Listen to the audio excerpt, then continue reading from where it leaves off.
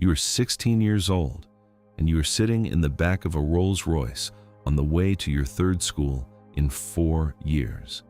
Not because you failed, not because you got expelled, because your father bought the last one and decided he didn't like the headmaster. Outside the window, London moves past in a blur of gray. Your phone has 47 unread messages. None of them are from friends. You have everything, and you have never felt more alone in your life. You were born in a private hospital in Mayfair, London. Not the NHS ward where most people enter the world. A private suite with a view of the city, a team of the best doctors money can buy, and a father who is already on his phone in the corridor taking a call before you've drawn your first breath. Your mother holds you and cries. Your father comes in briefly, looks at you, nods, and goes back to his call. This is your introduction to the man who will define your entire childhood. Home is an 8-bedroom townhouse in Kensington. There is a housekeeper, a chef, 2 drivers, and a nanny who is with you more hours of the day than either of your parents. The house is immaculate and cold, and full of things that cost more than most people earn in a year. You are not allowed to run inside. You are not allowed to touch certain furniture. You learn very early that the house is more of a showpiece than a home, something to be looked at, not lived in. Your father built his wealth from nothing, a tech company he started at 22 that became worth £3 billion by the time he was 35. He is brilliant, driven, and completely unreachable. You see him at breakfast sometimes if you're lucky. He travels constantly: New York, Dubai, Singapore, Tokyo. When he is home, he is distracted. His phone is always in his hand. You spend most of your childhood trying to say something interesting enough to make him look up from the screen. You rarely succeed. Your mother is different. She was a lawyer before she married your father. Smart, warm, funny in a quiet way. But somewhere along the line, the wealth changed her too. Her days are filled with charity lunches and interior designers and maintaining the social life that comes with being married to a man like your father. She loves you, genuinely, fiercely. But she is fighting her own battles inside this marriage that you won't fully understand until you're much older. As a young child, you don't understand any of this. You just know your life is different from other children's. Your birthday parties have hired entertainers and guest lists. Your holidays are private villas in Tuscany and ski chalets in Verbier. You have a bedroom the size of most people's entire flat, filled with every toy you ever asked for. You are given everything except the thing you actually want, which is for someone to sit on the floor and play with you. The nanny does this sometimes. She is the warmest person in your life. At 7, you are sent to one of the most expensive prep schools in London. The fees are £40,000 a year. Every child there is from a family like yours, or trying to look like they are. You learn very quickly that amongst the children of the wealthy, there is a hierarchy just like everywhere else. It's just measured differently. Not by who has the most toys. Everyone has toys. But by whose father is more powerful, whose family name carries more weight. You are near the top of that hierarchy, and it does not make you happy. Making real friends is harder than anyone tells you. Every child who wants to come to your house is really coming to swim in your pool or play on your game setup or get close to your family's connections. You figure this out earlier than you should have to. By the age of 9, you have developed a quiet radar for people who are using you, a sixth sense for the difference between genuine warmth and performed friendliness. It makes you cautious, watchful, older than your age. When you are 10, your parents have their first serious argument that you actually witness.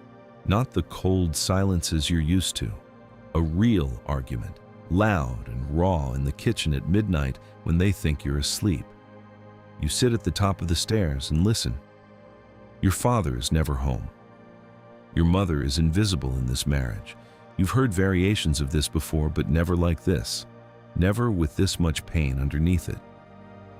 You go back to bed and stare at the ceiling and feel something shift in your understanding of the world. At 13, you are sent to boarding school. It is one of the most prestigious schools in England. Rolling grounds, centuries of history, the kind of place that produces prime ministers and CEOs. Your father went there. His father went there. There is no discussion about whether you want to go. You arrive with a trunk of new clothes and a phone. Your father has already had his assistant set up for you. You watch your mother drive away from the window of your dormitory and feel something close to relief. Because at least here, everyone is in the same position. Everyone's parents have sent them away. Boarding school is strange and brutal and occasionally wonderful. The boys you live with become something close to family, not by choice, but by proximity and shared experience. You play sport obsessively because it's the one place where your father's money doesn't matter, and you win or lose purely on your own merit. You discover you are actually good at things when you're left to find out for yourself. You start to develop a personality that has nothing to do with your surname or your postcode. For the first time in your life, you feel something approaching normal. You are 15 when it happens. Your parents call you together on a Sunday. The first time in years they've both been in the same room at the same time when it wasn't a public event. They tell you they are separating. Your mother cries. Your father looks at the floor. You look at them both and realize you are not surprised. You've been waiting for this announcement for 5 years. The thing that hurts most isn't the divorce itself. It's that even in this moment, your father's phone buzzes twice, and both times his eyes flicker toward it. The divorce is handled by lawyers and settled quickly because your father wants it over. You spend school terms at boarding school and holidays split between your mother's new house in Chelsea and your father's various properties, the Kensington townhouse, an apartment in New York, a villa in the south of France. You become very good at living out of a suitcase. You become very good at adapting to different versions of yourself, depending on which parent you're with. As you get older, the expectations become suffocating. Your father has a plan for you: university, then into the business, then eventually taking over. It is not presented as a suggestion. At family dinners, he introduces you to business contacts as his successor. You have never been asked what you want to be. You have never been encouraged to find out. Your entire future has been decided by someone who barely knows you. By 16, your family name is well known enough that you occasionally appear in the background of news articles about your father. There are photos of you at events you didn't want to attend in clothes someone else chose. You have been trained since childhood in how to behave in public, what to say, what not to say, how to shake hands, how to smile for cameras. You are very good at performing the role of the billionaire's son. The performance is exhausting. The turning point comes at 17 at one of your father's charity galas. It's a black tie event at a hotel in Mayfair. 500 people, £10,000 a plate, raising money for poverty relief. You watch your father give a speech about the importance of giving back. The crowd applauds. He looks genuinely moved. And you think about the 7-year-old version of yourself sitting at the top of the stairs, listening to your parents fight. About the nanny who was warmer to you than either of your parents.